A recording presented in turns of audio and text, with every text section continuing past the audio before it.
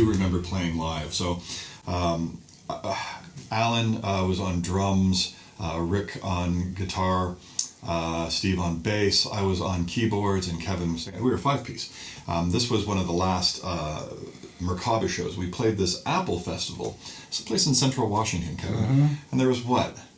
2,000, 5,000? It was a cherry blossom festival. Okay.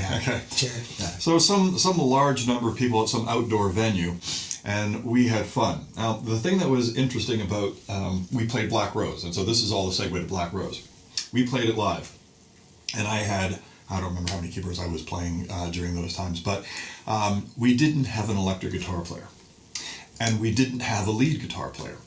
So live, the thing that's really interesting about Black Rose is it's got these 3 incredibly long solo spots, which are great when you got an electric guitar there, which is how you hear them on Origins. I put in the electric guitar that should have been at the Cherry Blossom Festival, but live, I had, one hand was doing Hammond and piano stuff, probably and then I had to do lead because there was no one else who could do lead. Kevin's harmonica playing wasn't up at that particular time. The shaker just wasn't cut it. We did try that as well. But I think I ended up playing some sort of a violin solo, which the idea was to do this kind of wah violin kind of thing, a Hendrixy violin kind of thing, as it were. But it just didn't rise to the occasion. Now, the wonderful thing about playing live is if the crowd is really with you, they will forgive you. And they will at least hold their breath until the next one.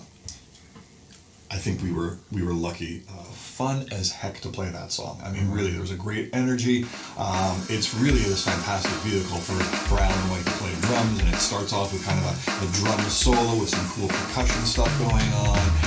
There's a drum solo in the middle with Steve, and I'm doing some rhythm guitar to kind of hold down the rhythm so that Alan can kind of go off. So there's these spots, but I'd say 50% of the song.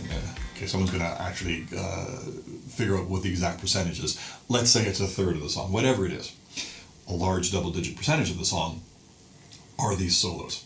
Now, on the version that's on Origins, it's got electric guitar solo, it's got some decent Hammond, Santana type of Hammond stuff behind it, and it's got this feeling.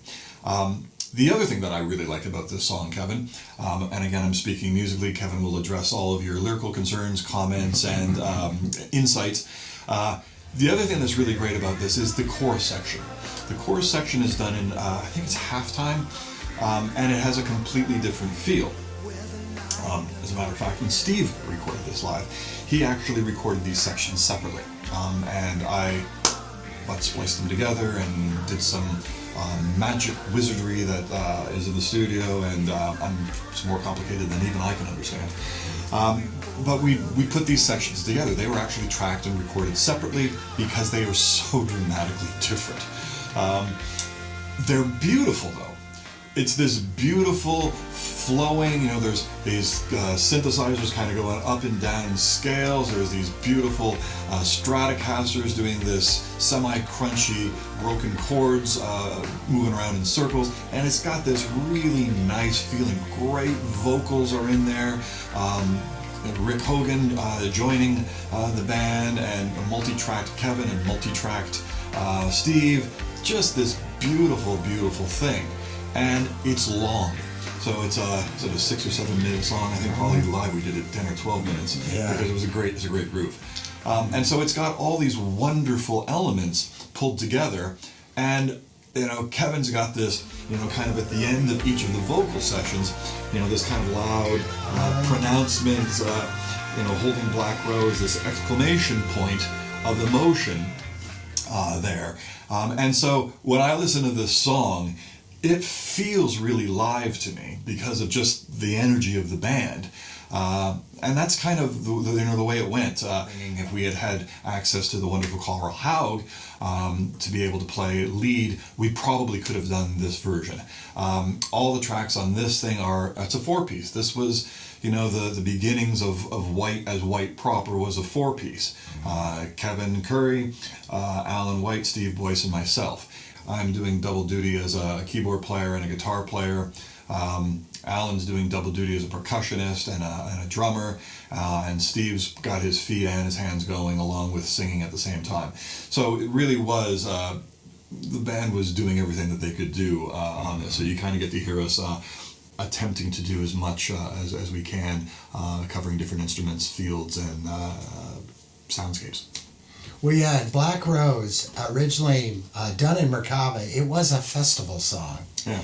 It really is, and it's a great song for dynamics, and dynamics are crucial to any song. But it forces you into that. You're kind of going up and down on that song, and kind of going along. It takes you on a ride, and then it gets you into those great open areas where you can just kind of groove along with it. Black Rose is a great live song, and of course it's that whole idea of the black rose, the black heart coming out. It's coming out to that great awareness after the darkness. That's where you find your real truth, is in that darkness, coming away from it. But great tune, and it isn't like 6-7 minutes, I guess. And live it went end to end, but fun song to play live. Like Ted's saying, it really does. And the dynamics and what we're done musically and what's been incorporated, the landscape has been phenomenal of what Stockwell has taken and arduously spent hours on unfolding this. Yeah, it deserved really good. It deserved the time and attention to detail, as I think this entire catalog does. Kevin's mentioned how special this group of players were, and of course I'm going to be biased because I happen to be part of this, not taking anything away from Jeff Downs. I couldn't be happier that my friend Jeff Downs was able to come in and do a great job after I left. That said, there is absolutely something special about the chemistry with us.